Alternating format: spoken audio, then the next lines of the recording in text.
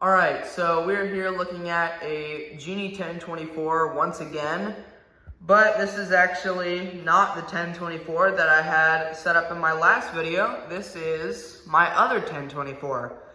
So, yeah, I put this one up last night and left it up overnight, and I'm going to be taking it down in a little bit, but I'm going to get a video, of course. So, yeah, same rails, same trolley as I saw, or as you saw in the last one. So, got the Legacy trolley and chain, Genie screw drive door arm, Chamberlain 3-piece rail, because like I said, the 1-piece rail is set up in my room and I don't really want to take that opener apart.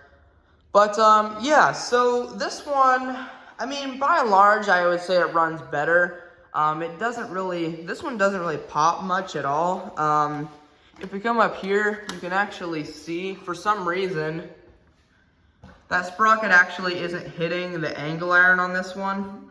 So it's almost like I don't even need that piece of angle on this one. You know, I'm going to keep it there just in case, you know, the sprocket comes off, which I guess it could still, but yeah, so it doesn't hit that piece of angle. Again, not really sure why, because the other one did, but yeah, this one, the motor sounds a little bit different. The motor on this one, it's a bit more whiny, and this one seems to struggle a little bit more with the door. The pitch of the motor kind of fluctuates a bit more on this one than the other one did. But, I mean, it works. So, yeah, I guess we'll go ahead and run it. We'll run it with this Genie remote again. And, yeah, here we go.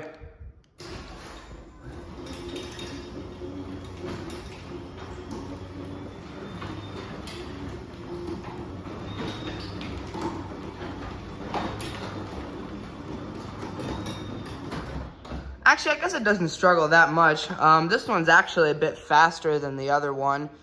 But you can tell the motor is kind of whiny on this one. But we'll go ahead and run that back down.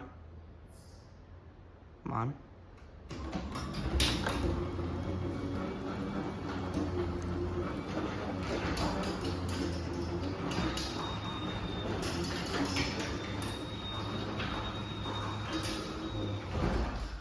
So yeah, I mean the soft stops on these, like I said in my video of the last 1024, the soft stops on these are very minimal at best. This one actually seems like it kind of can't hold on to the glass panel as well, so this one doesn't really slow down at all going down. But neither of these seem like they really slow down at all on the way up either. But yeah, we'll go ahead and get a top view of it. This was literally just a head swap. I have the exact same setup up here. So we'll go ahead and run this again with the button, and here we go.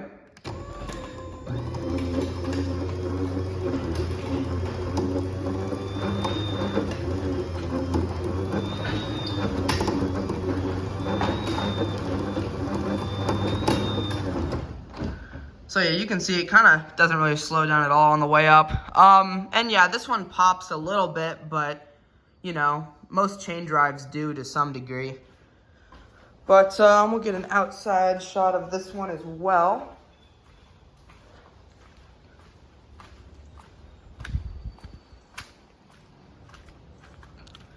All right, here it goes.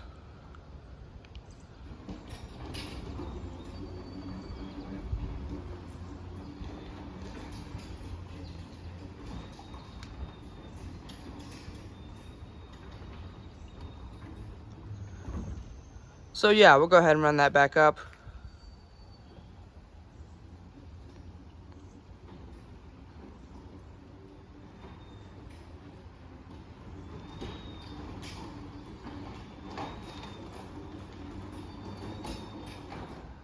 So yeah, you can tell that this one definitely, the motor has more whine to it. I don't know if they switched to a different motor at some point. This one is, it's a few years older. This one's from 2008 and the other one is from 2012. So, yeah, I'm not sure if they changed the motors at some point. Like I said, this one's a bit faster, but the motor just sounds more whiny. So, I don't know. Anyway, we'll go ahead and get a sensor and force test on it. So we'll come up here to the sensors first. And we'll hit the button. And we'll knock these out. And the light blinks until it gets back up. And we'll do the same thing for the force. So. All right.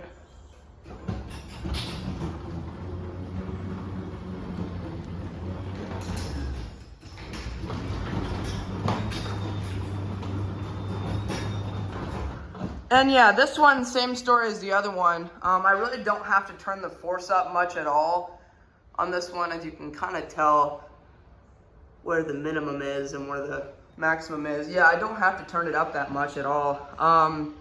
I think this one was the one that I had set up most recently on a rail in my room, and I remember I couldn't get it to stop either direction, and I think it was actually on the bare minimum when it was set up there, because that's where it was when I put this in. But yeah, and this one, it seems like the open force is just very unresponsive, because I think the open force is practically at a minimum, and it is still pretty hard to stop the door going up. It's a lot harder to stop the door going up on this one than the other one. And I think, yeah, you can kind of tell this one, the open force is set less than the close. And I think on the other one, they were kind of both, how the close is set on this one, and they were about equal. So yeah, I'm not sure why it's so hard to stop these things, but yeah. Anyway, we'll go ahead and get a top view of it going down here. So here we go.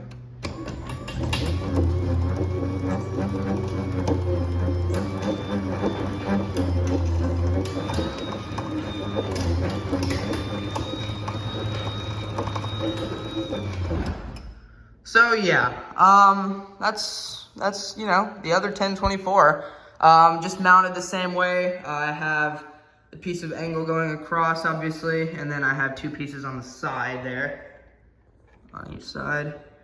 Those are actually, on the side, those are the brackets I use to hold the Genie screw drives up. But we will get a run of this one without the door as well. And like I said in the last video, I got the original chain drive release tag. So we'll go ahead and run this one.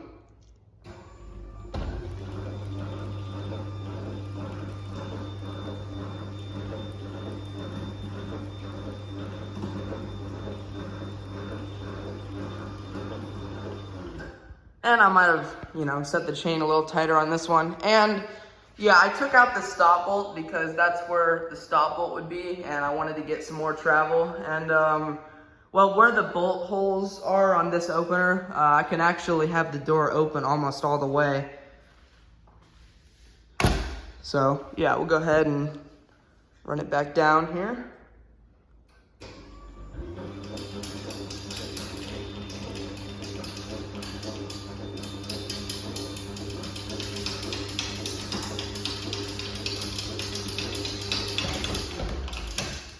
Chain kind of hits the bolts a little bit, or the inner slide kind of hits the bolts as it goes over.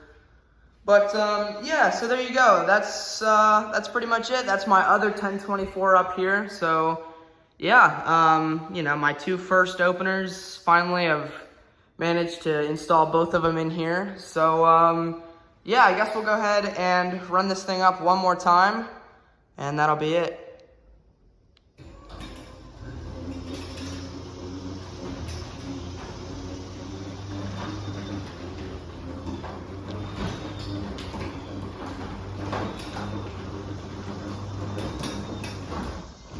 So yeah, I mean, I really like these openers, probably just because of, you know, nostalgia. They're not, you know, that good of operators.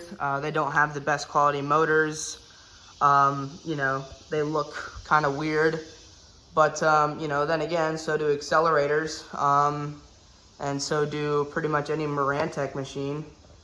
But, yeah, so we'll go ahead and run this thing back down. And here we go.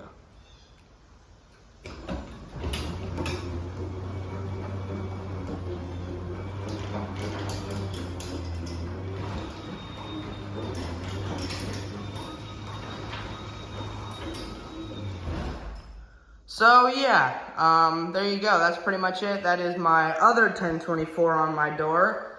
So yeah, thank you guys so much for watching. Comment, like, and subscribe, and I'll see you in the next one. Peace.